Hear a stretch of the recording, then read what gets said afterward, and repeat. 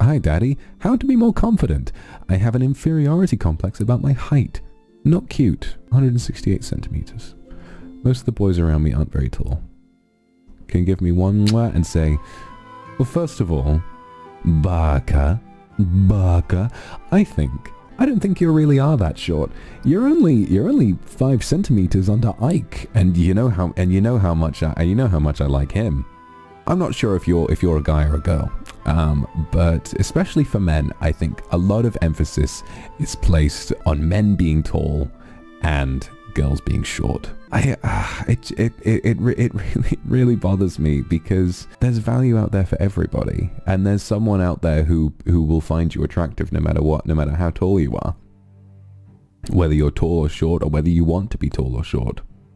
It's difficult because I'm not really sure how else to give advice, because dickheads will always be dickheads who, if you're a guy, they'll make fun of you for being short.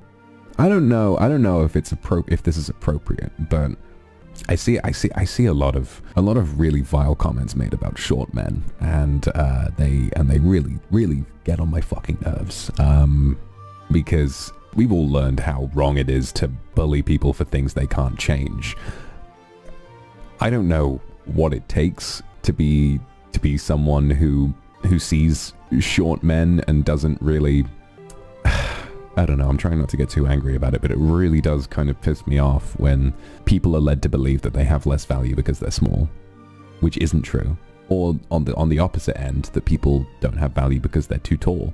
I shouldn't go on and on, because like it really kind of gets to me sometimes when, especially when, you know, there are people who are friends of mine who've been on the receiving end of that kind of shit. Joking among friends, calling each other short is like funny, but you know, every time I see a tweet about like, you know, men under 6 foot aren't real men, because that shit is not true. You guys are realer than all of us. You're beautiful.